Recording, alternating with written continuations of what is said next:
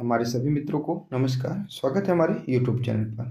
दोस्तों, आज हम रेलवे द्वारा पूछे गए प्रश्न हैं, ये PYQ हैं, ठीक है। और ये PYQ किसके हैं? ये हिस्ट्री के PYQ हैं, जिसमें से NTPC के लिए विशेषकर है। वैसे तो पूरे रेलवे एग्जाम के लिए है, लेकिन NTPC विशेषकर के लिए है। इसमें जितने भी क्वेश्चन हैं ये रेलवे द्वारा पूछे गए प्रश्न हैं, ठीक है। और ये PYQ हैं, और सारे में प्रश्नों को जो डिटेल में भी बताऊंगा आपको क्या कुछ कैसा है। इसमें से मैं आपको प्राचीन भारत, मध्यकालीन तथा आधुनिक भारत तीनों प्रकार के वीडियो में प्रश्न रहेंगे। और ये जो प्रश्न है आपको 150 प्लस यानी कि लगभग 160 प्रश्न रहने वाले हैं। तो चलिए बिना किसी देरी के शुरू कर लेते हैं इस वीडियो को। अगर आपको इसका PDF चाहिए हो तो आप टेलीग्राम में नीचे जाएंगे। टेलीग्राम में क्या है, लिंक मिल जाएगा, ठीक है। डिस्क्रिप्शन पे जाकर टेलीग्राम का लिंक मिल जाएगा, आप वहाँ उससे ज्वाइन कर लीजिएगा, आपको इसका PDF मिल जाएगा। हमारा पहला प्रश्न है, सिंधु घाटी सभ्यता से संबंधित थी। तो सिंधु घाटी सभ्यता कांस्य युग से संबंधित है, एक हमारे इसका सही उत्तर होगा। थोड़ा सा हम अपनी स्पीड बढ़ा के चलेंगे, क्योंकि हम आपको 150 से प्लस क्वेश्चन करवाने वाले, 150 से प्लस क्वेश्चन, ठीक है। और ये सारे प्रश्न जो है PYQ में, याद रखिएगा। आप बाद में अपना स्कोर भी शेयर कर सकते हैं कि आपका कितना स्कोर हुआ।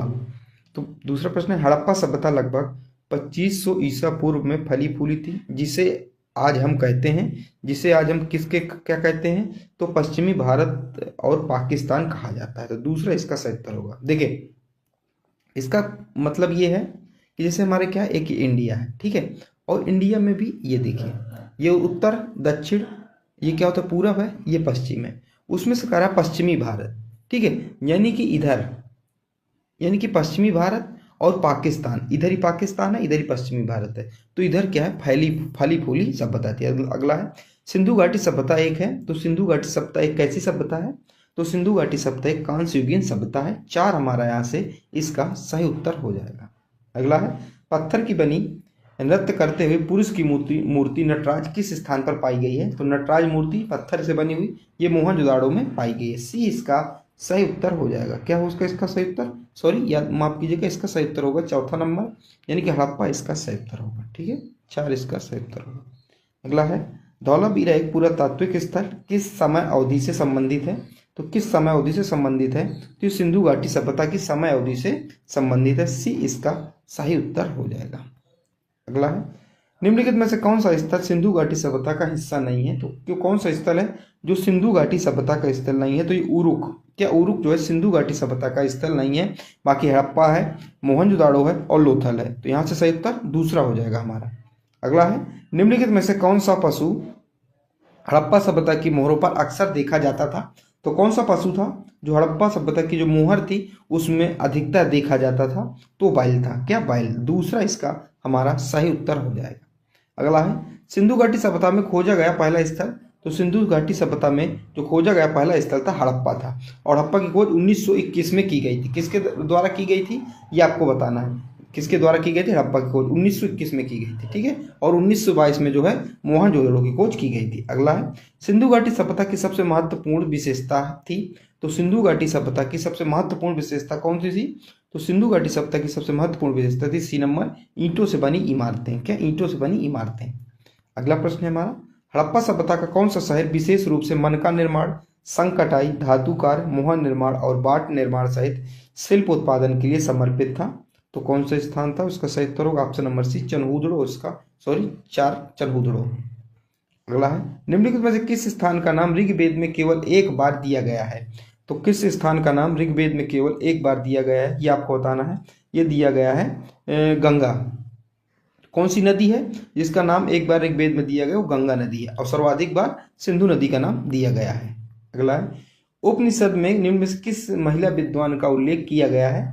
तो किसका? गार्गी का किया गया है। हमारा तीसरा इसका सही उत्तर हो जाएगा। अगला है, ऋग्वेद में वर्णित मृधरवाच का तात्पर्य है, यानी कि जो मृधरवाच ऋग्वेद में वर्णित एक शब्द है उससे का क्या मतलब है? तो उसका हमारा मतलब क्या है?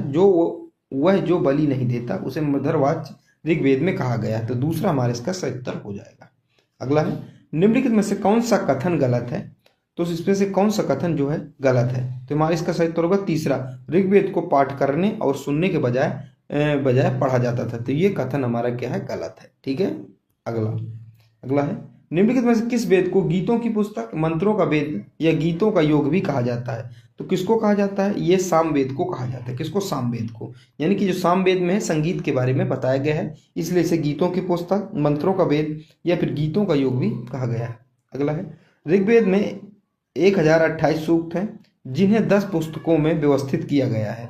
जिन्हें कहा जाता है, तो जिन्हें क्या कहा जाता है? देखिए ऋग्वेद में कुल कितने सूक्त हैं? तो 1028 सूक्त हैं जिसे 10 पुस्तकों में क्या व्यवस्थित किया गया है। इसे क्या कहा जाता है? तो इसे क्या कहा जाता है? इसे जो है मंडल कहा जाता है। क्या? मंडल कहा जाता है। याद रखिएगा, 3 प्रश्न यहाँ से बन रहे हैं। अगला है, उपनिषदों में से मुख्य उपनिषद माने जाते हैं, यानी कि कितने उपनिषदों में से मुख्य उपनिषद माने जाते हैं, ये आपको बताना है। तो 108 उपनिषदों में से जो 11 उपनिषद है सही माने, यानी कि मुख्य माने जाते हैं। तो एक यहाँ से सही उत्तर हो जाएगा। अगला है, वैदिक काल में राजाओं द्वारा प्रजा से एकत्रित कर को क्या कहा जाता था? जो वैदिक काल में राजाओं द्वारा जो प्रजा से टैक्स लिया जाता था उसको बलि कहा जाता था। क्या? बलि कहा जाता था। तीसरा यहाँ से सही उत्तर हो जाएगा। अगला है, यजुर्वेद में यजुर शब्द का क्या अर्थ है? तो यजुर्वेद में यजुर शब्द का क्या अर्थ है? तो यजुर शब्द का अर्थ है त्याग। क्या है? त्याग है। तीसरा यहाँ से सही उत्तर हो जाएगा। अगला है, निम्नलिखित में से किस वेद में रोगों का उपचार दिया गया है? तो किस वेद में जो रोगों का उपचार दिया गया? अथर्ववेद में दिया गया है। ठीक है, अथर्ववेद में दिया गया है। चौथा हमारा यहाँ से सही उत्तर हो जाएगा। अगला प्रश्न है हमारा, 16 महाजनपदों के संदर्भ में निम्नलिखित में से कौन से एक राजधानी शहर नहीं था? तो कौन से एक राजधानी शहर नहीं था? अवंती एक जो है राजधानी शहर नहीं था। दूसरा यहाँ से सही उत्तर होगा। अगला है, प्राचीन शहर चंपा को जाना जाता है, तो जाता है महाजनपद की राजधानी माना जाता है।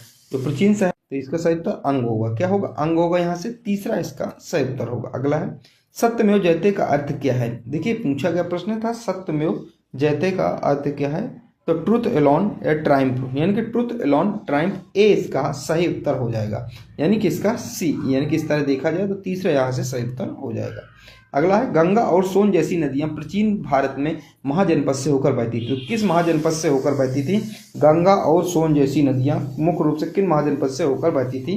तो मगध महाजनपद से होकर बहती थी। तीसरा यहाँ से सही उत्तर हो जाएगा। ठीक है, अब महाजनपदों की राजधानी आप देख लीजिए एक बार। तो अंग महाजनपद की राजधानी क्या थी? चंपा नगरी थी। मगध राजधानी क्या थी? मगध की, तो मगध की राजगृह या पाटलिपुत्र थी। काशी की वाराणसी थी। गंधार की तक्षशिला थी। कुरु की इंद्रप्रस्थ थी। कौशल की श्रावस्ती अयोध्या थी। सूरसेन की मथुरा थी। और कंबोज का हटका राजापुर। और मल्ल की क्या थी? कुशीनगर थी। वत्स की कौशाम्बी थी। और चेदी की सुक्तिमती थी।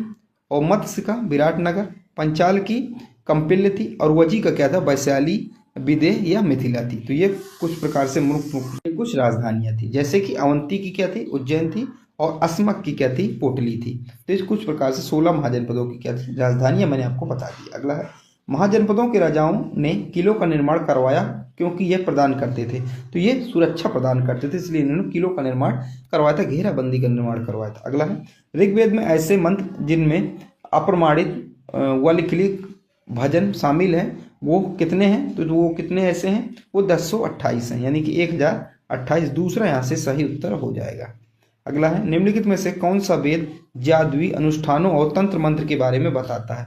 तो कौन सा वेद है जो जादुई अनुष्ठानों और तंत्र मंत्र के बारे में बताता है? तो 27 का सही उत्तर अथर्ववेद हो जाएगा। क्या होगा? 27 का सी इसका सही उत्तर होगा।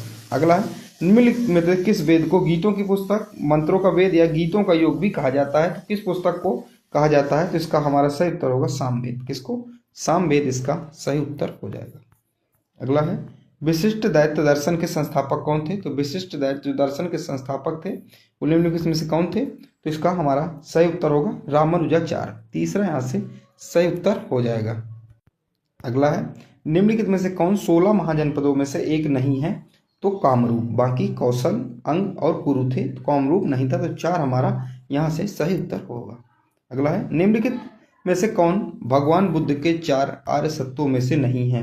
तो जो है सत्यों में से नहीं, जो भगवान बुद्ध ने 4 जो सत्य बताए थे उसमें से एक नहीं है। क्या है? यदि इच्छाओं की पूर्ति नहीं होती तो दुखों से बचा जा सकता है। गलत है।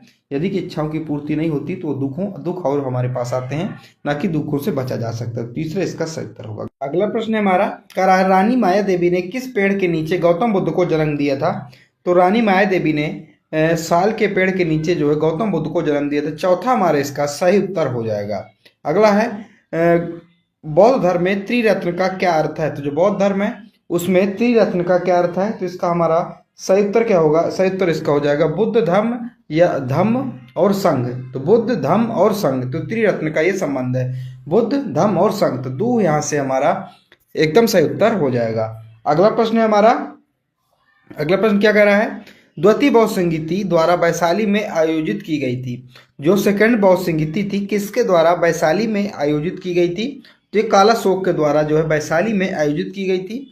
4 यहाँ से सही उत्तर होगा। और बहुत ही प्रश्न जो है पूछा जाता है। अब मैं आपको चारों बौद्ध संगीतियों के बारे में बता देता हूँ। सबसे पहली बौद्ध संगीति है प्रथम बौद्ध संगीति। इसकी जो है ये सब कब की गई थी, तो 483 ईसा पूर्व में की गई थी। कहाँ की गई थी, राजगृह में की गई थी। और इसके अध्यक्ष कौन थे, तो महाकश्यप इसके अध्यक्ष थे। और शासन किसके शासनकाल में आयोजित की गई थी, तो अजात शत्रु के शासनकाल में आयोजित की गई थी। ये आपको याद रखना है। दूसरी बात है, दूसरी है द्वितीय बौद्ध संगीति। तो 383 ईसा पूर्व में की गई थी। कहाँ की गई थी, वैशाली में। उस समय अध्यक्ष कौन थे, सोसाबा कामी उस समय उसके अध्यक्ष थे। और काला शोक के शासनकाल में हुई थी, जो कि अभी प्रश्न मैंने आपको करवाया। अगला है तृतीय बौद्ध संगीति, 255 ईसा पूर्व में हुई थी, ठीक है। और ये पाटलिपुत्र में हुई थी। यहाँ से एक, और ये पाटलिपुत्र और मोगलीपुत्र इसके क्या थे, अध्यक्ष थे। और अशोक के शासनकाल में हुई थी। अगली चतुर्थ बौद्ध संगीति यानी कि चौथी बौद्ध संगीति, ये 100 ईसा पूर्व में हुई थी, यानी कि 1 ईसा पूर्व। और कुंडलवन कश्मीर में हुई थी। वासुमित्र इसके इस समय क्या थे, अध्यक्ष थे। और कनिष्क के शासनकाल में हुई थी। तो टोटल जो है बौद्ध संघ में 4 बौद्ध संगीतियाँ हुई हैं। ये चारों मैंने आपको बता दिया। अगला है जातक कथाएं से संबंधित है। तो जातक कथाएं निम्नलिखित किससे संबंधित है, तो जातक कथाएं जो हमारा इसका सही उत्तर क्या होगा, हमारा इसका सही उत्तर होगा बौद्ध धर्म। तो जातक कथाएं जो है बौद्ध धर्म से संबंधित है। एक यहाँ से सही उत्तर होगा, ठीक है। अगला है दीर्घ निकाय लंबे प्रवचनों एवं का एक संग्रह है, जो क्रमशः शिलाखंड, महावाग्या और पथेय नामक 3 खंडों में विभाजित है। तो 3 खंडों में जो विभाजित है, तो इसका सही उत्तर होगा 34। क्या होगा, 34, जो 34, ठीक है। तो इसका सही उत्तर चौथा हमारा होगा। अगला है बुद्ध ने पहला उपदेश सारनाथ में अपने 5 शिष्यों को दिया, जिसे कहा जाता है। तो बुद्ध ने जो है अपना पहला उपदेश जो सारनाथ में दिया था, कितने शिष्यों को, 5 शिष्यों को। उसको क्या कहा गया बौद्ध धर्म में, उस घटना को क्या कहा गया है, तो बौद्ध धर्म में जो है उस घटना को किस नाम से, धर्म चक्र परिवर्तन के नाम से जाना गया है। तो यहाँ से चौथा यहाँ से सही उत्तर हो जाएगा। अगला है निम्नलिखित किस राजा ने कश्मीर में चौथी बौद्ध संगीति का आयोजन किया। तो कौन सा राजा था जो कश्मीर में चौथी बौद्ध संगीति का आयोजन किया था। तो देखिए आप, चौथी बौद्ध संगीति है, उस समय राजा कौन था, उस समय राजा था कनिष्क। तुम्हारा तीसरा यहाँ से सही उत्तर हो जाएगा, ठीक है। अगला है उस बौद्ध ग्रंथ का नाम बताएं जिनमें भिक्षुओं के लिए नियम शामिल है। तो उस बौद्ध ग्रंथ का क्या नाम है जिसमें भिक्षुओं के लिए क्या नियम शामिल है, यानी कि उनके रूल एंड रेगुलेशन है, उसका क्या नाम है, तो उसका नाम है विनय पिटक नाम है, ठीक है। 2 हमारा इसका सही उत्तर हो जाएगा, ठीक है। तो हमारे यहाँ से 2 इसका सही उत्तर होगा। अगला प्रश्न है हमारा, ऐसा माना जाता है कि अंतिम अनुभूति के लिए बोध गया जाने से पहले गौतम बुद्ध यानी सिद्धार्थ ने 6 वर्ष तक किस स्थान पर पवित्रता पूर्वक ध्यान किया था।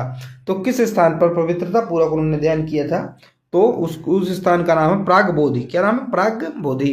तीसरा यहाँ से सही उत्तर हो जाएगा, ठीक है। अगला है प्रथम जैन संगीति का आयोजन कहाँ किया गया था। जो प्रथम जैन संगीति, अभी तक बौद्ध संगीति की बात हो रही थी, अब हमारा आता है जैन संगीति। तो प्रथम जैन संगीति का आयोजन कहाँ किया गया था, तो प्रथम जैन संगीति का आयोजन जो है पाटलिपुत्र में किया गया था। एक यहाँ से सही उत्तर हो जाएगा।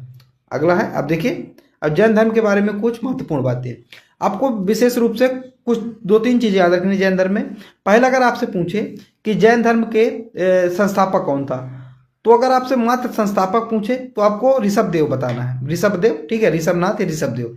अगर आपसे जैन धर्म के वास्तविक संस्थापक पूछे तो आपको महावीर स्वामी बताना है, ठीक है।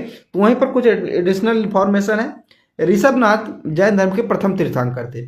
कुल जैन धर्म में कितने 24 तीर्थंकर हुए, और महावीर स्वामी जो यही 24वें नंबर के तीर्थंकर थे।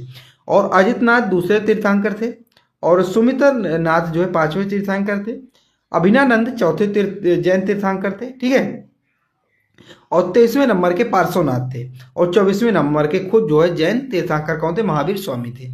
ये आपको याद रखना है। अगला है की आयु में महावीर ने गृह त्याग दिया और निर्वाण की खोज में वन चले गए। तो कितने वर्ष की आयु में उन्होंने गृह त्याग दिया था? तो कितने 30 वर्ष की आयु में, कितने 30 वर्ष की आयु में गृह त्याग कर दिया था। अगला है, जैन धर्म का सबसे महत्वपूर्ण मौलिक सिद्धांत क्या माना जाता है? तो जैन धर्म का सबसे महत्वपूर्ण जो मौलिक सिद्धांत है वो अहिंसा है। क्या? अहिंसा। 2 यहां से सही उत्तर होगा। अगला है, महावीर के उपदेश में संकलित किए गए थे जिन्हें अंग कहा जाता था वो प्राकृतिक भाषा में लिखे गए थे। तो जिन्हें प्राकृतिक भाषा में लिखे गए थे उन्हें अंग कहा जाता था, वो उपदेश में संकलित थे। तो कितने खंडों में संकलित थे?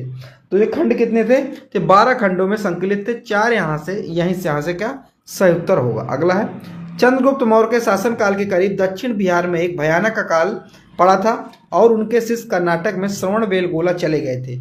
तो कौन से वो शिष्य जो श्रवणबेलगोला चले गए थे जब दक्षिण बिहार में एक भयंकर अकाल पड़ा था? तो उनके शिष्य का क्या नाम था? तो भद्रबाहु उनके शिष्य का नाम था।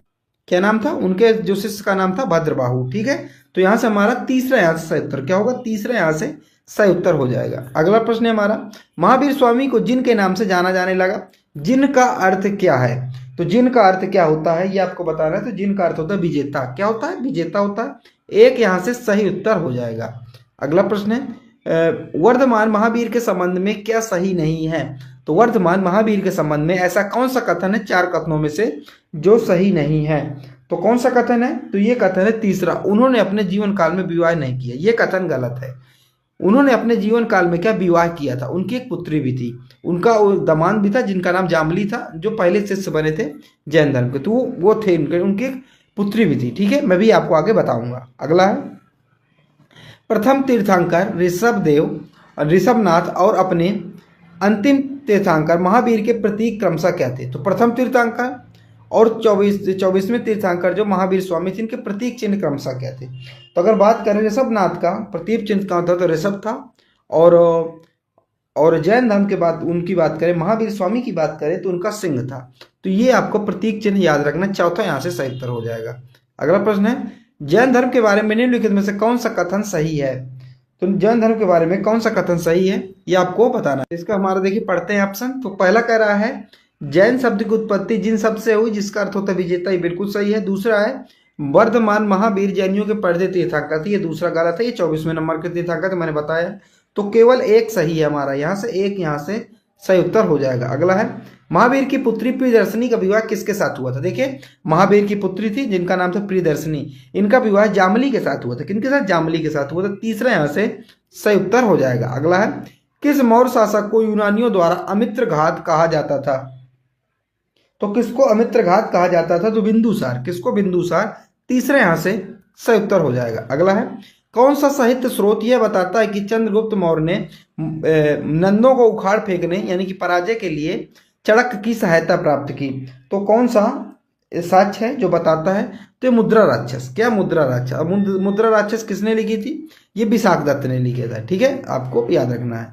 और इंडिका मेगास्थनीज ने लिखा था। अर्थशास्त्र जो है कौटिल्य लिखी है। अगला है, जिन्हें चड़क भी कहा जाता है। मौर्य काल में समाहर्ता का अर्थ क्या है? तो मौर्य काल में जो समाहर्ता का अर्थ निम्न से क्या माना जाएगा? तो इसका सही उत्तर होगा प्रकलन और संग्रहण का प्रभारी अधिकारी। तीसरा हमारे यहाँ से सही उत्तर हो जाएगा। ये सारे प्रश्न जो है PYQ हैं, ये आपको याद रखना है। रेलवे द्वारा पूछे गए प्रश्न है और मैं इस वीडियो में आपको 160 प्लस प्रश्न करवाऊंगा। और सारे प्रश्न क्या है? ये PYQ हैं। आप NTPC का पेपर देना, ALP का पेपर देना हो, आपको कहीं किसी का भी रेलवे में पेपर देना तो पढ़ सकते हैं। रेलवे के बिना भी आप पढ़ सकते हैं। ठीक है, क्योंकि ये रेलवे के क्या है PYQ है तो मैं ज्यादा प्रेफरेंस जो रेलवे वालों को दूंगा। अगला है, मौर्य काल के वंशानुगत सैनिकों को जाना जाता था। तो किस नाम से जाना जाता था? मौर्य काल के वंशानुगत सैनिकों को मौला के नाम से जाना जाता था। क्या? मौला के नाम से जाना जाता था। दूसरा यहाँ से हमारा सही उत्तर क्या हो जाएगा? ठीक है, इसमें आप चेक कर लीजिएगा मौला होगा कि वर्धकी होगा, मैं भी इसमें कंफ्यूज हूँ, मैं इसको आपको बता दूंगा टेलीग्राम में। अगला है, भारत में अशोक के शिलालेख का सबसे पहला गुण पूरा लेख किस लिपि में लिखा गया है? तो पूरा लेख किस लिपि में लिखा गया है? ये ब्राह्मी लिपि में लिखा गया। क्या? ब्राह्मी लिपि में लिखा गया। चौथा हमारा सही उत्तर हो जाए। अगला प्रश्न है, अशोक ने किस प्रमुख शिलालेख में ब्राह्मणों और शमीरों को सार्वजनिक उदारता का परामर्श दिया था? तो इसका हमारा सही उत्तर हो जाएगा तृतीय शिलालेख। किसमें? तृतीय शिलालेख में दिया था। तीसरा यहाँ से हमारा सही उत्तर हो जाएगा। ठीक है, अगला प्रश्न है हमारा, अगला प्रश्न कह रहा है निम्नलिखित में से घटनाओं को कालानुक्रमित क्रम में व्यवस्थित कीजिए। तो ये क्या क्रम के अनुसार से लगाना है। तो सबसे पहला क्रम क्या है, सबसे पहला क्रम है बिंदुसार का राज्याभिषेक हुआ था, इसके बाद कलिंग का युद्ध हुआ था, इसके बाद जो है शुंग राजवंश। तो दूसरा यहाँ से एकदम कालानुक्रम ये क्रम से लग गया। अगला है मौर्य शासन व्यवस्था में तीर्थ का क्या अर्थ सही है। तीर्थ का क्या अर्थ है, तो तीर्थ का अर्थ है प्रशासनिक विभाग। क्या है, प्रशासनिक विभाग इसका सही उत्तर हो जाएगा, दूसरा यहाँ से सही उत्तर हो जाएगा। अगला है सम्राट अशोक ने बौद्ध धर्म के आदर्शों के प्रसार के लिए धर्म प्रचारकों को दूर दराज के स्थानों पर भेजा ताकि लोग भगवान बुद्ध की शिक्षाओं द्वारा अपने जीवन को प्रेरित कर सके। इन धर्म प्रवर्तकों में उनका पुत्र एवं पुत्री भी शामिल थे। तो उनके पुत्र और पुत्री का नाम पूछा गया है। तो जो सम्राट अशोक थे उनके पुत्र का क्या नाम था, तो उनके पुत्र का नाम था महेंद्र और उनकी पुत्री का नाम था संघमित्रा। क्या नाम था, संघमित्रा। तो तीसरा इसका सही उत्तर हो जाएगा। तो यहाँ जाएगा अशोक आ जाएगा और यहाँ संघमित्रा आ जाएगा, सॉरी महेंद्र और संघमित्रा। अगला है चंद्रगुप्त मौर्य ने अपने अंतिम दिन कहाँ व्यतीत किए थे। तो चंद्रगुप्त मौर्य थे, उन्होंने अंतिम जो श्रवणबेलगोला में चंद्रगिर पहाड़ी पर वहाँ व्यतीत किए थे। और ये स्थान कहाँ है वर्तमान में, ये स्थान वर्तमान में कर्नाटक राज्य में, याद रखिएगा। अगला है किस राजवंश के अंतर्गत भूमि अनुदान पर सबसे प्रथम शिलालेख की जानकारी मिलती है। तो सबसे पहला जो शिलालेख है सातवाहन वंश में मिलता है। कहाँ, सातवाहन वंश में मिलता है, दूसरा यहाँ से सही उत्तर होगा। अगला है मौर्य काल के दौरान मथुरा का सबसे प्रसिद्ध साटक एक प्रकार का था। तो सबसे प्रसिद्ध साटक एक प्रकार का क्या था, वस्त्र था, याद रखिएगा। चौथा इसका सही उत्तर हो जाएगा। अगला है भारत के प्राचीन राजवंश के संदर्भ में वसुदेव, भूमिमित्र, नारायण और सुशर्मन किस राज्य के वंश के राजा थे। तो किस राज्य के वंश के राजा थे, ये कण वंश के राजा थे। कहाँ के, कण वंश के राजा थे। चौथा हमारा यहाँ से सही उत्तर हो जाएगा। ये सारे प्रश्न क्या है, PYQ है, मैं हर बार कह रहा हूँ, इसलिए आपको विशेष रूप से इनको क्या है सीरियस लेके चलना है। मैं आपको कुछ डिटेल में बता देता हूँ। जैसे हमारे एक शुंग वंश है, शुंग राजवंश, ये लगभग 185 ईसा पूर्व में मौर्य साम्राज्य के पतन के बाद सत्ता में आया था। तो जब मौर्य साम्राज्य का पतन हो गया तो इसके बाद ये क्या सत्ता में आया। फिर अगला है देखो शुंग वंश का संस्थापक कौन था। तो शुंग वंश का संस्थापक पुष्यमित्र शुंग था। ये आपके लिए बहुत इंपॉर्टेंट है। फिर अगला है हमारा, फिर प्रारंभ में जो साम्राज्य की राजधानी शुंग वंश की राजधानी पाटलिपुत्र थी, लेकिन बाद में इसने विदिशा स्थानांतरित कर ली थी। तो यह था शुंग राजवंश के बारे में। अगला है कुषाण राजवंश। क्या है अगला, अगला है हमारा कुषाण राजवंश। तो कुषाण राजवंश के बारे में आप देखेंगे। तो कुषाण राजवंश में क्या कुछ है, तो इसमें है इसकी स्थापना कुजुल कपडेसियस द्वारा की गई थी। यह सबसे पहले एक इंडिको यूरोपीय खाना बदोश जनजाति थी और ये बीच में क्या है कुषाण राजवंश की जिन्होंने स्थापना की था। फिर अगला सतवाहन वंश। सतवाहन वंश का राज्य स्थापक किसके, सिमुक था। तो इसके संस्थापक कौन था, सिमुक था, पूछा जाता है, याद रखिएगा। वह अशोक की मृत्यु के बाद ठीक बाद सिंहासन पर ग्रहण किया। तो अशोक की मृत्यु के बाद ये राजवंश जो आया था सतवाहन राजवंश। चूंकि छोटे छोटे राजवंश थे लेकिन जो एग्जाम में पूछ लिया जाता है तो मैंने आपको करवा दिया। अगला है मौर्य काल के बाद के विजेता अर्थात यूनानियों, शक, पार्थियों और कुषाणों के संदर्भ में निम्नलिखित में से कौन सा विकल्प सही नहीं है। तो कौन सा विकल्प सही नहीं है आपको बताना है। तो इसका सही उत्तर क्या होगा, इसका सही उत्तर होगा ऑप्शन नंबर 3। उन्होंने वैष्णववाद को अपने धर्म के रूप में स्वीकार किया और शैव धर्म को त्याग दिया। तो ये जो है विकल्प बिल्कुल सही नहीं है। अगला है कुषाण साम्राज्य के पतन के बाद पाटलिपुत्र पर किसने अधिकार किया। तो कुषाण साम्राज्य के बाद पतन के बाद जो पाटलिपुत्र पर किसने अधिकार किया, तो पाटलिपुत्र पर जो है सिथिनियन ने, किसने, सिथियन ने जो है अधिकार किया। तो चौथा यहाँ से सही उत्तर हो जाएगा। अगला प्रश्न हमारा, प्राचीन भारत में आक्रमणकारियों के संदर्भ में निम्नलिखित में से कौन सा सही कालानुक्रत क्रम है। तो कौन सा सही क्रम है ये आपको बताना। जो हमारा सही क्रम क्या होगा, हमारा इसका सही क्रम होगा ऑप्शन नंबर 2 यूनानी और शक कुषाण। तो दूसरा यहाँ से सही उत्तर हो जाएगा। अगला है निम्नलिखित में किन शासकों ने देवपुत्र या ईश्वर के पुत्र की उपाधि धारण की थी। तो किसने जो है देवपुत्र या ईश्वर के पुत्र की उपाधि धारण किया था। तो ऐसा कौन सा था, तो इसका सही उत्तर कुषाण शासक थे। कौन सा थे, कुषाण शासक। अगला है अब हम बात करेंगे बिंदुसार के बारे में, जो मैं आपको बता चुका हूँ। ये किसका पुत्र था, बिंदुसार चंद्रगुप्त मौर्य के पुत्र और अशोक के पिता थे। तो चंद्रगुप्त मौर्य के जो पुत्र का नाम था बिंदुसार और अशोक के क्या थे, पिता थे। 298 ईसा पूर्व में गद्दी में ये बैठे थे और अशोक के बारे में आपको पता है। अगला है चोल वंश के अभिलेखों के अनुसार जो मंदिरों को उपहार में दी जाती है वह भूमि क्या कहलाती है?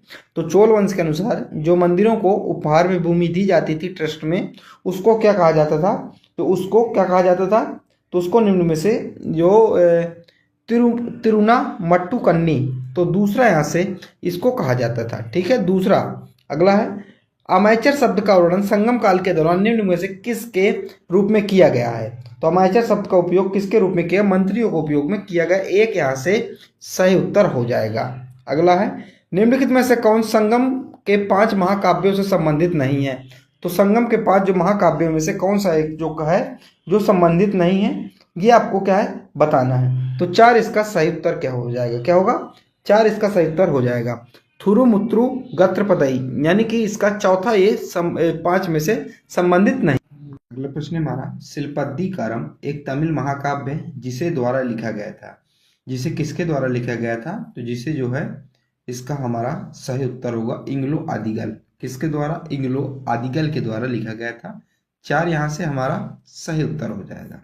अगला है संगम युग के तोल कपियम रचना है साहित्य की सबसे बड़ी। तो ये साहित्य की सबसे बड़ी रचना कौन सी है? ये किस भाषा में है? कहाँ है?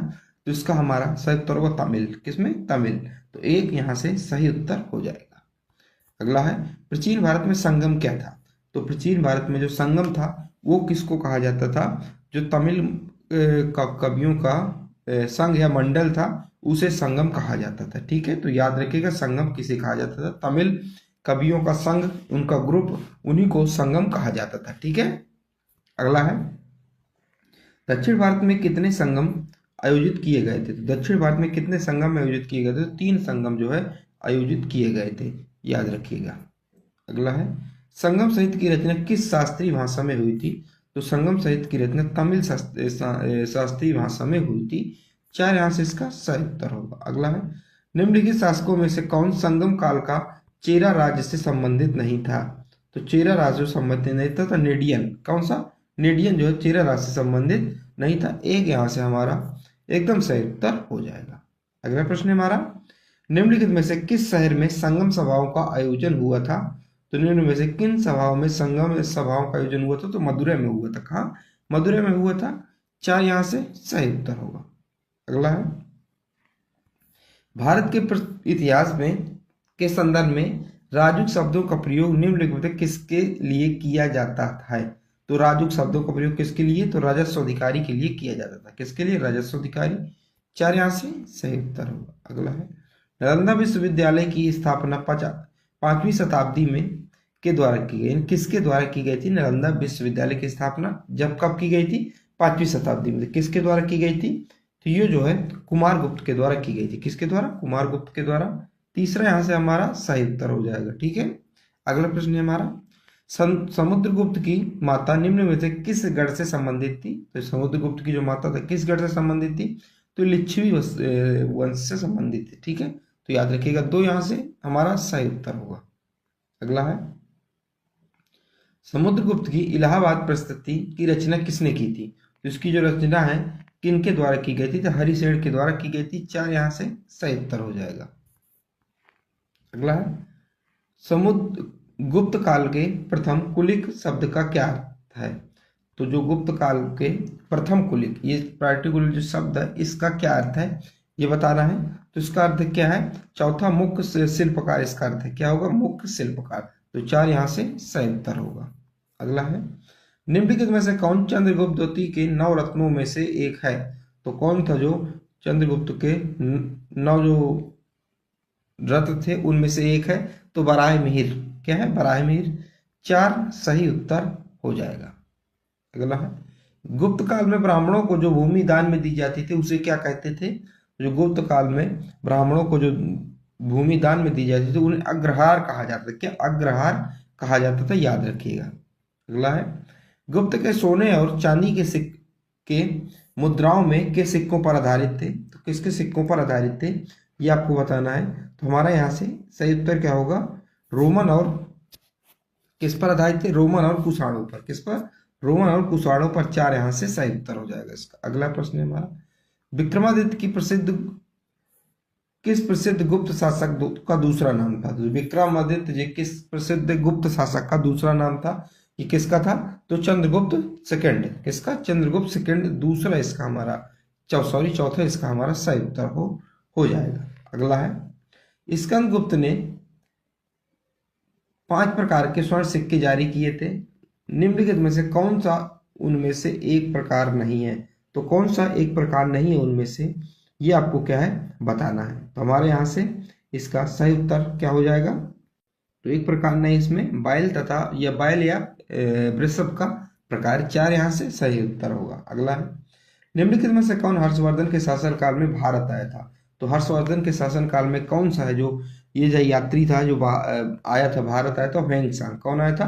ह्वेंसांग आया था। तो हमारे यहाँ से सही उत्तर क्या होगा? दूसरा इसका सही उत्तर हो जाएगा, जिसे जुआन जांग भी कहा जाता था। तो दूसरा यहाँ से सही उत्तर हो जाएगा। अब आपसे ऐसे पूछा सकता है ह्वेंसांग किसके शासनकाल में भारत आया था? तो हर्षवर्धन के शासनकाल में। अगला है रवि कीर्ति का ऐहोल शिलालेख पुलकेशिन द्वितीय की विजय के बारे में वर्णन करता है। तो किसके बारे में वर्णन करता है? तो हमारा सही उत्तर हर्ष। क्या हो जाएगा? हर्ष हो जाएगा, दूसरे का हर्ष हो जाएगा। ठीक है, दूसरा। अगला हर्षवर्धन किस वंश के थे? तो हर्षवर्धन किस वंश के थे? ते पुष्पभूति वंश के थे। किसके? पुष्पभूति वंश के। 4 हमारे यहाँ से एकदम सही उत्तर हो जाएगा। अगला है राजा हर्षवर्धन ने ज्ञान का एक विशाल केंद्र स्थापित किया जिसे भद्र विहार कहा जाता था। तो कहाँ उन्होंने किया? तो ये किया था कन्नौज में। कहाँ? कन्नौज में। इस समय कन्नौज कहाँ है? यूपी में। अगला है दक्षिण भारत में वास्तुकला की द्रविड़ शैली की शुरुआत किसके साथ हुई? ये किसके द्वारा हुई? तो इसका सही उत्तर क्या हो जाएगा हमारा? पल्लव। क्या हो जाएगा? पल्लव होगा। एक यहाँ से सही उत्तर होगा। अगला है चालुक्यों की राजधानी कहाँ स्थित थी? तो चालुक्यों की जो राजधानी थी कहाँ स्थित थी? तो चालुक्यों की राजधानी वातापी में स्थित थी। कहाँ? वातापी में स्थित थी। 2 यहाँ से सही उत्तर हो जाएगा। अगला है पल्लवों की राजधानी कहाँ स्थित थी? जो पल्लव थे उनकी राजधानी कांचीपुरम में थी। कहाँ? कांचीपुरम में थी। 4 सही उत्तर होगा। अगला है चालुक्यों के संदर्भ में निम्नलिखित में से कौन सा सही है? तो चालुक्यों के संदर्भ में निम्नलिखित में से कौन सा सही है? तो इसका सही उत्तर हो जाएगा हमारा ऑप्शन नंबर 2, चालुक्यों के अधीन ग्राम स्वराज अनुपस्थिति थी। तो दूसरा यहाँ से सही उत्तर हो जाएगा। हमारे यहाँ से दूसरा इसका एकदम सही उत्तर हो जाएगा। अगला है निम्नलिखित में से किस भाषा में प्रसिद्ध कवि रवि कीर्ति द्वारा लिखित ऐहोल शिलालेख है? तो ऐहोल शिलालेख किस? तो संस्कृत भाषा में। किसमें? संस्कृत भाषा। अगला है पल्लव साम्राज्य के संदर्भ में निम्नलिखित कथनों पर विचार कीजिए। तो इन जो कथन है इनमें जो है विचार करना। पहला कथन कह रहा है महेंद्र वर्मन फर्स्ट ने इक्ष्वाकुओं को हराया और पल्लव साम्राज्य की मजबूत नींव रखी। दूसरा कह रहा है महेंद्र वर्मन फर्स्ट ने मणिकवाह सागर के प्रभाव में शैव धर्म ग्रहण किया। तो इसमें से कौन सा जो है सही है? तो 1 और 2 दोनों इसमें से क्या है? सही है। तो तीसरा यहाँ से सही उत्तर हो जाएगा। ये भी सही है, ये भी सही है। ठीक है। अगला है ममलूक सल्तनत का कौन सा शासक 1236 से 1240 तक दिल्ली का सुल्तान था? तो दिल्ली का सुल्तान कौन था? तो रजिया सुल्तान। कौन? दिल्ली का सुल्तान रजिया सुल्तान। ये पहली महिला शासिका भी थी, याद रखिएगा। ठीक है। गुलाम वंश की स्थापना किसने की थी? तो गुलाम वंश की स्थापना जो है कुतुबुद्दीन ऐबक के द्वारा की गई थी। किसके साथ? कुतुबुद्दीन ऐबक। तो इसका सही उत्तर 3 हो जाएगा हमारा। ठीक है। अगला आप देख गुलाम वंश के बारे में कुछ बातें। तो गुलाम वंश की स्थापना जो है कुतुबुद्दीन ऐबक के द्वारा की गई थी। कुतुबुद्दीन ऐबक ने लाहौर को अपनी राजधानी बनाया था। यानी कि जब वो स्थापना की थी तो लाहौर को अपनी राजधानी बनाया था। कुतुब मीनार की भी इसने नींव रखी थी। ठीक है। अब कुतुबुद्दीन ऐबक ने तराइन का युद्ध कब हुआ था? 1492 में। भारत में तुर्की सल्तनत के विस्तार में अहम भूमिका भी निभाई थी। गुलाम वंश को ममलूक वंश के नाम से भी जाना जाता है। गुलाम वंश ने दिल्ली पर 1206 से 1290 ईस्वी तक भी शासन किया था। अगला है बेगमपुरी मस्जिद के शासनकाल के दौरान बनाई गई उनकी नई राजधानी दिल्ली में जनापहाड़ की मुख्य मस्जिद थी। तो उनकी मुख्य मस्जिद थी। तो कौन था? इसका सही उत्तर क्या होगा हमारा इसका सही उत्तर हो जाएगा ऑप्शन नंबर हमारा 1 यहाँ से सही उत्तर हो जाएगा। ठीक है। अगला है दिल्ली सल्तनत की एकमात्र महिला शासिका कौन थी? तो दिल्ली सल्तनत की एकमात्र महिला जो शासक थी वो कौन थी?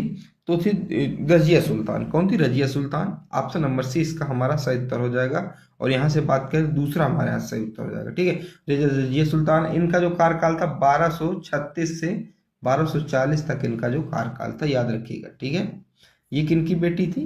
तो दिल्ली सल्तनत की एकमात्र महिला शासक रजिया सुल्तान थी। यह गुलाम वंश से थी और इल्तुतमिश की बेटी थी। तो किसकी बेटी थी? इल्तुतमिश की बेटी थी। उन्होंने 1236 से 1240 के बीच शासन किया। रजिया सुल्तान को विश्व की रानी यानी कि बिल्किस जिहान के नाम से भी जाना जाता है। रजिया सुल्तान की हत्या 15 अक्टूबर 1240 को कर दी गई थी। ठीक है, अगला है सुल्तान इल्तुतमिश की बेटी रजिया किस वर्ष सुल्तान बनी थी? तो किस वर्ष सुल्तान बनी थी? तो 1236 में बनी थी। ठीक है, एक यहाँ से सही उत्तर हो जाएगा। इन्होंने 4 साल क्या किया था? शासन किया था। अगला है निम्नलिखित में से कौन प्रसिद्ध पुस्तक रेहला के लेखक हैं जो 14वीं शताब्दी में भारतीय उपमहाद्वीप में सामाजिक और सांस्कृतिक जीवन के बारे में अत्यंत समृद्ध और दिलचस्प विवरण प्रदान करता है? तो इसका हमारा सही उत्तर होगा इब्न बतूता। क्या होगा? Ibn Battuta. 3 हमारा यहाँ से सही उत्तर हो जाएगा। अगला है प्रसिद्ध यात्री इब्न बतूता के मूल निवासी थे। तो किस देश के ये मूल निवासी थे? तो किस देश के मूल निवासी थे? तो यहाँ से सही उत्तर हो जाएगा मोरक्को। किसके देश के मूल निवासी थे? मोरक्को के मूल निवासी। ये सारे प्रश्न जो है पीवाईक्यू में पूछे गए थे। अगर आपको आप जो है उसमें किताब में भी देख सकते हैं। ठीक है, ये रेलवे में एनटीपीसी द्वारा पूछे गए पीवाईक्यू हैं जो मैं आपको करवा रहा हूँ। इसमें मैं आपको 160 प्लस क्वेश्चन करवाऊंगा। नंबरिंग यहाँ पे थोड़ा सा बिगड़ गई है लेकिन 160 प्लस क्वेश्चन रहेंगे। ठीक है, अगला है मोहम्मद बिन तुगलक ने अपनी राजधानी दिल्ली से कहाँ स्थानांतरित की थी? तो दिल्ली से कहाँ स्थानांतरित की थी? तो दिल्ली से जो है दौलताबाद स्थानांतरित की थी। एक यहाँ से हमारा सही उत्तर हो जाएगा 3 नंबर। ठीक है, अगला है मोहम्मद बिन तुगलक ने अपनी राजधानी दिल्ली से कहाँ स्थानांतरित की थी? तो दिल्ली से कहाँ स्थानांतरित की थी? तो दौलताबाद स्थानांतरित किया था। अगला है 13वीं शताब्दी में बख्तियार खिलजी ने बंगाल के किस राजा को पराजित किया था? तो बंगाल के किस राजा को पराजित किया गया था? तो ये लक्ष्मण सेन को। किसको? लक्ष्मण सेन को पराजित किया गया था। तो बी यहाँ से हमारा, और वैसे देखा जाए तो तीसरा यहाँ से सही उत्तर हो जाएगा। अगला है अब देखिए यहाँ पे देख लेते हैं कि कुछ प्रमुख जो शासक थे उसमें से दिल्ली सल्तनत के कौन किसके संस्थापक था। ठीक है, तो गुलाम वंश का संस्थापक कौन था? कुतुबुद्दीन ऐबक था। ठीक है, अगर वहीं बात की जाए खिलजी वंश का संस्थापक गयासुद्दीन खिलजी था। जलालुद्दीन खिलजी था। कौन था? जलालुद्दीन खिलजी था। ठीक है, तुगलक वंश का तो गयासुद्दीन तुगलक था। सैयद वंश का खिज्र खां था। और लोधी वंश का बहलोल लोधी था। याद रखिएगा। अगला है दिल्ली सल्तनत के संस्थापक के आदेशों के तहत कुतुब मीनार का निर्माण विश्व की सबसे ऊंची ईंट मीनार 1193 में हुई। तो इसका हमारा सही उत्तर क्या हो जाएगा? तो किसके आदेशों के तहत? तो इसका हमारा सही उत्तर होगा option number B. Option number Qutbuddin Aibak. इन्होंने ही क्या किया था? कुतुब मीनार की जो है नींव रखी थी। तो यहाँ से हमारा तीसरा यहाँ से सही उत्तर हो जाएगा। अगला है पहला मुगल सम्राट बाबर 1526 से 1530 1494 में फरगना के सिंहासन पर बैठा जब वह केवल वर्ष का था। जो केवल कितने वर्ष का था? हमारा सही उत्तर हो जाएगा। हमारा सही उत्तर क्या होगा? हमारा इसका सही उत्तर होगा जब जो वो केवल 12 वर्ष का था। आपको पता बाबर जो है फिर भारत आया था 1526 में, पानीपत की लड़ाई हुई थी और यहीं पे क्या है मुगल वंश की स्थापना इसने कर दिया था इब्राहिम लोदी को हराकर। अगला निम्नलिखित में से ने स्वामी हरिदास से 11 वर्षों तक का संगीत सीखा। तो किसने 11 वर्षों तक का? तो तानसेन। क्या? तानसेन। दूसरा यहाँ से सही उत्तर हो जाएगा। अगला है पानीपत के दूसरे युद्ध में बैरम खान ने को पराजित किया था। तो बैरम खान ने किसको पराजित किया था? तो हमारा इसका सही उत्तर हो जाएगा 13 नंबर सही उत्तर हेमू। क्या? हेमू। ठीक है, पानीपत का द्वितीय युद्ध जो हेमू और अकबर के जो सेनापति था मेन अंगरक्षक तो बैरम खान के बीच हुआ था। अगला है लाहौर में बादशाही मस्जिद द्वारा बनवाई गई थी। किसके द्वारा बादशाही मस्जिद बनवाई गई थी? तो ये औरंगजेब के द्वारा बनाई गई थी। किसके? औरंगजेब के द्वारा बनवाई गई थी।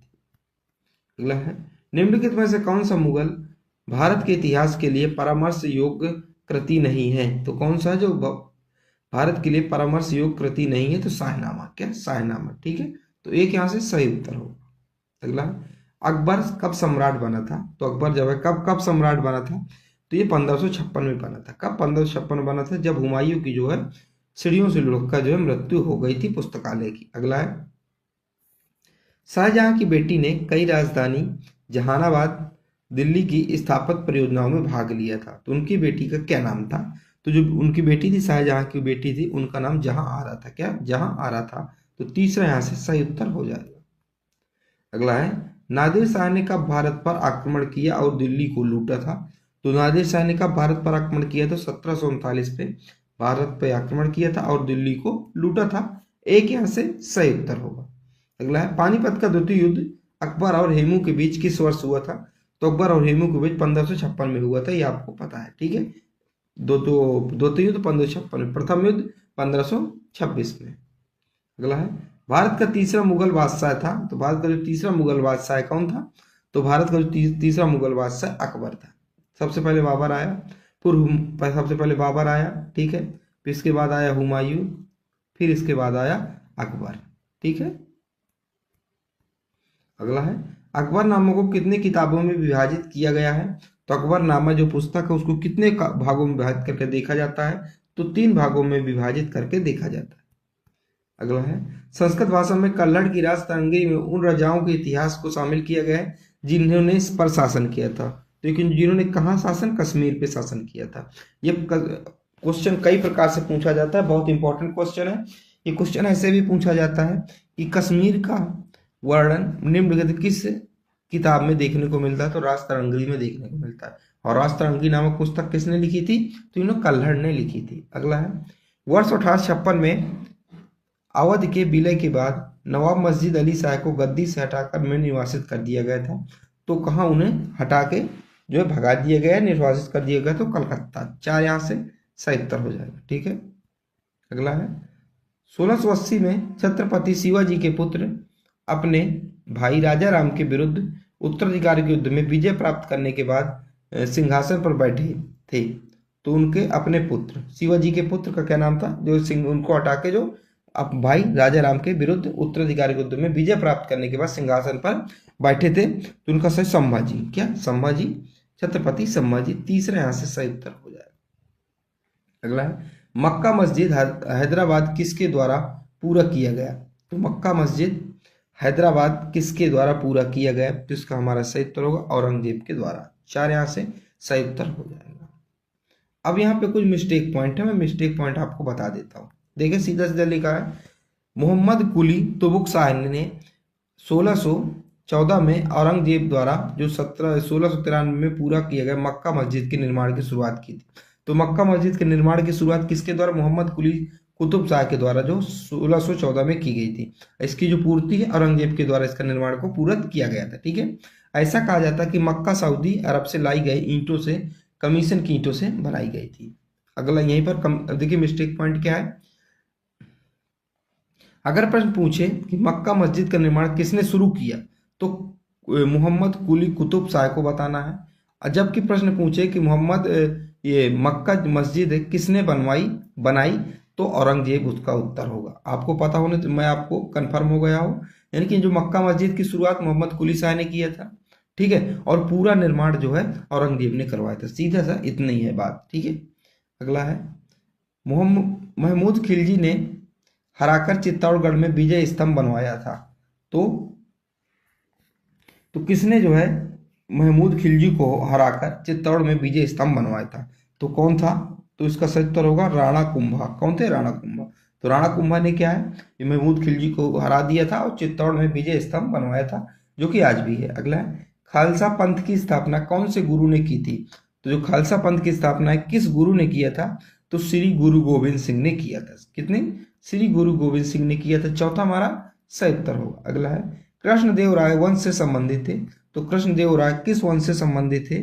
तो ये तुलुब वंश से संबंधित थे। किससे? तुलुब वंश से संबंधित थे।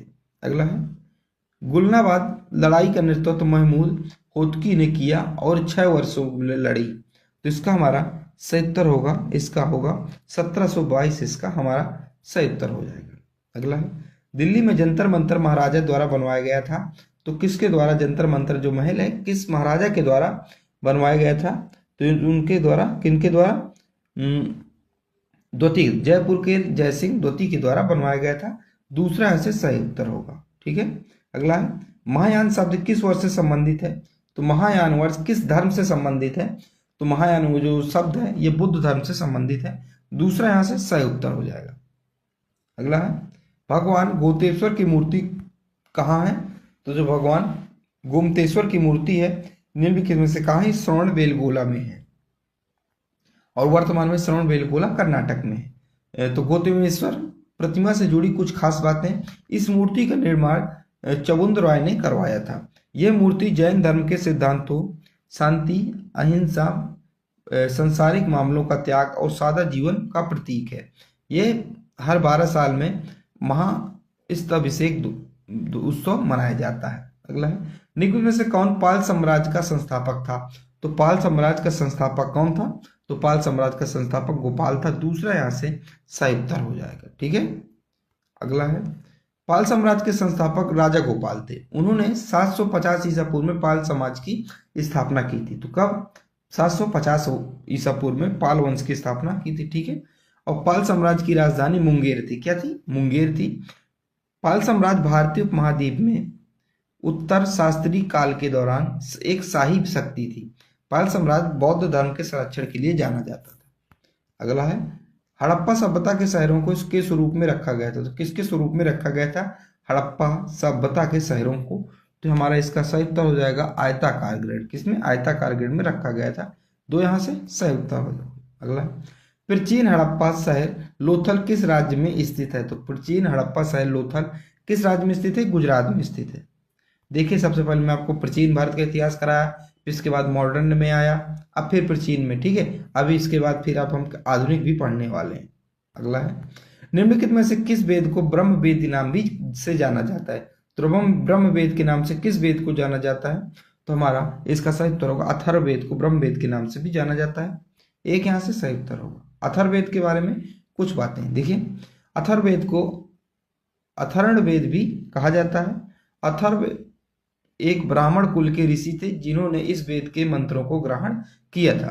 अथर्व में विज्ञान, यजुर्वेद, ज्योतिष, शास्त्रीय गणित और रसायन, संगणक विज्ञान, भूगर्भ विज्ञान और भूत प्रेतों से जुड़ा ज्ञान मिलता है। ठीक है, तो याद रखिएगा। जादू टोना भी किससे मिलता है? पूछा जाता है कि जादू टोना कुल्ले के निम्न में से किस वेद में है? तो किस वेद में? या अथर्ववेद में। याद रखिएगा। अगला है प्रसिद्ध सांची स्तूप कहाँ स्थित है? जो प्रसिद्ध जो सांची स्तूप है ये कहाँ स्थित है? ये मध्य प्रदेश में स्थित है। कहाँ? मध्य प्रदेश में स्थित है। एक यहाँ से सही उत्तर हो जाएगा।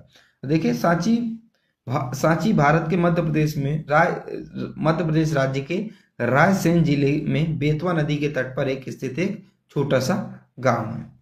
अगला है मिलिंद पाहनोक किसने बौद्ध धर्म से संबंधित प्रश्न उत्तर दिए थे? तो इसका सही उत्तर होगा हमारा 38 नंबर का नागेश्वर। एक इसका सही उत्तर हो जाएगा। अगला है राष्ट्रकूट का शाही प्रतीक चिन्ह क्या था? तो राष्ट्रकूट जो था उसका शाही प्रतीक चिन्ह था सुनहरा बाज। 4 यहाँ से सही उत्तर हो जाएगा। अगला है कनिष्क किस वंश का राजा था? तो कनिष्क था वो किस वंश का राजा था? तो कनिष्क था ये किस वंश का राजा था? कुषाण वंश का राजा था। किसका? कुषाण वंश का राजा था। तीसरा सही उत्तर होगा। अब देखिए, कनिष्क कुषाण वंश के महान राजा थे। अब इसमें से कुछ खास बातें हैं जो आपको बता देता हूँ। कनिष्क को कनिष्क प्रथम के नाम से भी जाना जाता था, पहली बात। दूसरा है कनिष्क ने 127 से 151 ईसा पूर्व तक क्या किया था? शासन किया था। कनिष्क के शासन काल में कुषाण साम्राज्य अपने यानी कि चरमोत्कर्ष पर था। ठीक है, अगला है कनिष्क के साम्राज्य में वर्तमान अफगानिस्तान, पाकिस्तान, भारत के कुछ हिस्से शामिल थे। कनिष्क की मुख्य राजधानी गंधार के पुरुषपुर पेशेवर में थी। कनिष्क की एक अन्य राजधानी मथुरा भी थी। कनिष्क को बौद्ध धर्म का संरक्षक भी माना जाता था। कनिष्क ने महायान बौद्ध को अपनाया था। कनिष्क ने और जो चौथी बौद्ध संगीति थी कश्मीर में उसकी भी मेजबानी किया था, जो मैं आपको बता चुका हूँ। अगला है स्वतंत्रता मेरा जन्मसिद्ध अधिकार और ये मेरे पास होगा, ये इसका नारा किसने दिया था? तो इसका नारा किसने दिया था? तो हमारे इसका सही उत्तर हो जाएगा बाल गंगाधर तिलक ने इसका नारा दिया था। एक यहाँ से सही उत्तर हो जाएगा। अब देखिए इसके बारे में कुछ हम पढ़ते हैं। तो तिलक के लेख बनने की वजह क्या थी? तो 3 जुलाई 1908 को अंग्रेजों ने बाल गंगाधर तिलक को क्रांतिकारियों के पक्ष में लिखने पर गिरफ्तार किया था। इन्होंने क्या कि अपने लेख से लिखा करते थे और इन्होंने ही नारा दिया था। अगला, दांडी यात्रा कब आयोजित की गई? तो दांडी यात्रा कब आयोजित की गई थी? तो 1930 में आयोजित की गई थी। तीसरा हमारा इसका सही उत्तर हो जाएगा। दांडी मार्च यात्रा के बारे में कुछ खास बातें। दांडी मार्च यात्रा 12 मार्च 1930 को शुरू हुई थी। यह यात्रा महात्मा गांधी के नेतृत्व में आयोजित की गई थी। यह यात्रा अहमदाबाद के साबरमती आश्रम से शुरू होकर दांडी तक गई थी। इस यात्रा को नमक सत्याग्रह या सविनय अवज्ञा आंदोलन के नाम से भी जाना जाता है। इस यात्रा का मकसद भारतीय स्वतंत्रता आंदोलन को नई दिशा देना था। यह यात्रा 24 दिन तक चली थी। ठीक है, और 6 अप्रैल 1930 को क्या हुई थी यात्रा? ये खत्म हुई थी। ठीक है, और ये यात्रा किस लिए था? ये नमक के कानून के लिए यात्रा था। इस यात्रा को लाखों भारतीयों ने नमक कानून के खिलाफ सविनय अवज्ञा आंदोलन शुरू किया था। ठीक है, याद रखिएगा। इसके बाद जो है 1931 में गांधी जी और वायसराय लॉर्ड कर्जन के बीच क्या, इरविन के बीच क्या हुआ था? एक समझौता किया गया और इसके बाद इस आंदोलन को क्या कर दिया गया? खत्म कर दिया गया। अगला है, तीसरा गोलमेज सम्मेलन कब आयोजित किया गया था? जो तीसरा गोलमेज सम्मेलन है ये 1932 में आयोजित किया गया था। दूसरे यहाँ से सही उत्तर हो जाएगा। अगला है, तीनों गोलमेज सम्मेलन की तरीके कौन कौन से हैं? देख लीजिए, तीन गोलमेज सम्मेलन। पहला हुआ था 1930 में, दूसरा 1931 में और तीसरा जो है 1932 में हुआ था। इन तीनों के दौरान जो इंग्लैंड के प्रधानमंत्री मैकडोनाल्ड थे, रैमजे मैकडोनाल्ड थे, ये बहुत इंपॉर्टेंट है। अगला, तीसरे गोलमेज सम्मेलन में कांग्रेस ने हिस्सा नहीं लिया था। कांग्रेस ने सिर्फ दूसरे गोलमेज सम्मेलन में हिस्सा लिया था। और कांग्रेस की तरफ से कौन गए थे? तो कांग्रेस की तरफ से महात्मा गांधी गए थे। ये भी पूछा जा सकता है, महात्मा गांधी ने गोलमेज सम्मेलन किस में हिस्सा लिया था? तो सिर्फ सेकंड वाले में हिस्सा लिया था। सेकंड गोलमेज सम्मेलन जो 1931 में हुआ था उसमें हिस्सा लिया था। ठीक है, अगला है, कबीर की रचनाओं के संकलन को कहा जाता है? तो इनको रचनाओं के संकलन को बीजक कहा जाता है। क्या कहा जाता है? बीजक कहा जाता है। अगला, वांडीवास का अंतिम युद्ध किसके बीच लड़ा गया था? तो जो वांडीवास का जो अंतिम युद्ध है किसके बीच लड़ा गया था? अंग्रेज और फ्रांसीसियों के बीच लड़ा गया था। एक यहां से सही उत्तर हो जाएगा। इस युद्ध में अंग्रेज जो क्या कर गए थे? जीत गए थे। ठीक है, कब लड़ा गया था? 22 जनवरी 1960 को तमिलनाडु के वांडीवास में हुआ था। यह इस युद्ध में ब्रिटिश सेना का नेतृत्व आयरे कूट ने किया था। पूछा जाता है कि वांडीवास का जो फ्रांसीसियों और ब्रिटिशों के बीच युद्ध हुआ था उसमें जो ब्रिटिश सेना का नेतृत्व किसने किया था? तो आयरे कूट ने किया था। और फ्रांसीसी सेना का नेतृत्व किसने? लाली ने किया था। किसने? काम्टे डी लाली ने किया था। अगला है, नील की खेती की 2 मुख्य विधियां कौन कौन सी हैं? या 2 मुख्य विधियां और हैं तो कौन कौन सी हैं? तो रैयती भी है और निज भी है, तो दोनों इसका सही उत्तर हो जाएगा।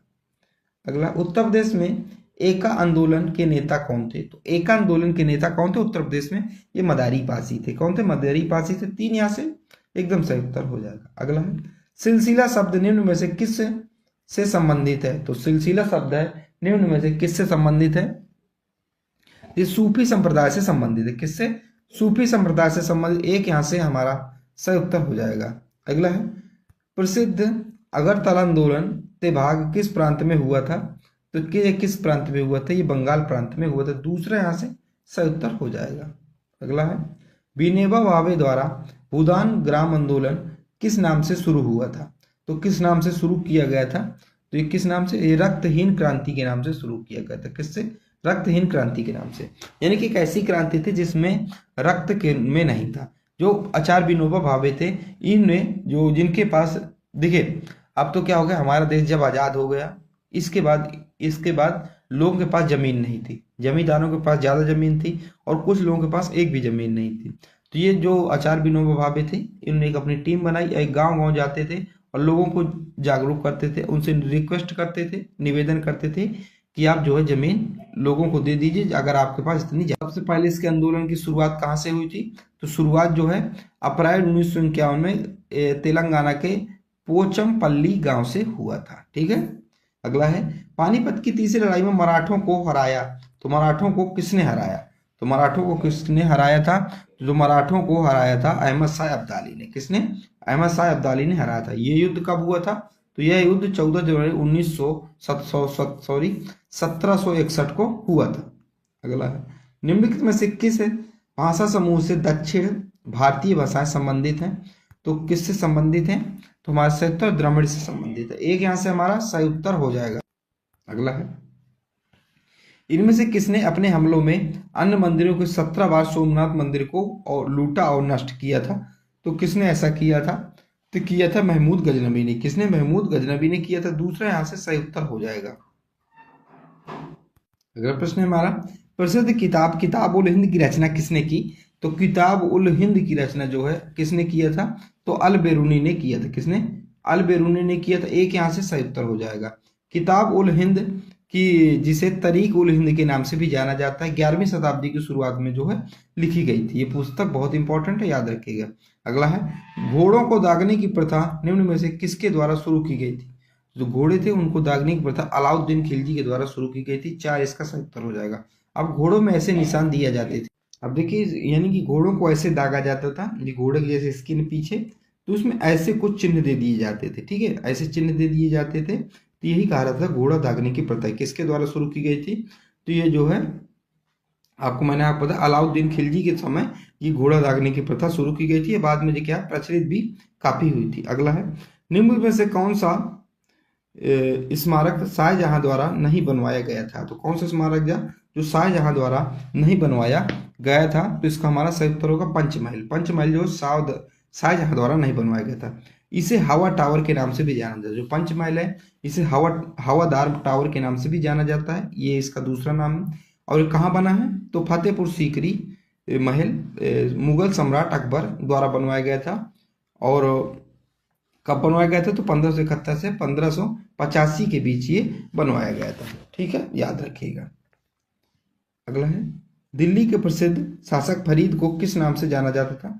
तो फरीद को किस नाम से जाना जाता था? जो फरीद था उसे शेर शाह के नाम से जाना जाता। दूसरा यहाँ से सही उत्तर हो। अगला है, भारत के सांस्कृतिक इतिहास में कौन उत्तर और दक्षिण से संबंधित है? तो कौन उत्तर और दक्षिण संबंधित है? तो इंडो आर्यन। क्या? Indo Aryan. 4 यहाँ से सही उत्तर हो जाएगा। अगला है, आमिर तैमूर ने दिल्ली पर किस वर्ष में आक्रमण की थी? तो किया था। तो इसका हमारा सही उत्तर क्या होगा? इसका हमारा सही उत्तर होगा 1398 में। 4 यहाँ से सही उत्तर होगा। अगला है, महमूद बेगड़ा किस सल्तनत का प्रसिद्ध सुल्तान था? तो किस सल्तनत का प्रसिद्ध सुल्तान था? तो गुजरात का प्रसिद्ध सुल्तान था। तो मैंने आपको करवा दिए 160 प्रश्न। किससे? 160 प्लस ही प्रश्न थे, नंबरिंग बीच में गड़बड़ हो गई है। ठीक है, और ये जो है रेलवे PYQ है, NTPC रेलवे PYQ है, जो मैंने आपको करवा दिए। ठीक है, ये सारे प्रश्न मैं आपको करवा दिए। तो अगर आपको इसका PDF जो है टेलीग्राम में आपको इसका PDF मिल जाएगा, आसानी से मिल जाएगा। वीडियो आप देखिए और टेलीग्राम पे इसका PDF मिल जाएगा। तथा आप तक कुछ सुझाव देना चाहें या बताना चाहें कि आप किस वीडियो पर, किस टॉपिक पे वीडियो बनाएं, तो आप वो भी कर सकते हैं। और मिलते हैं अगली वीडियो पर। जय हिंद, जय भारत।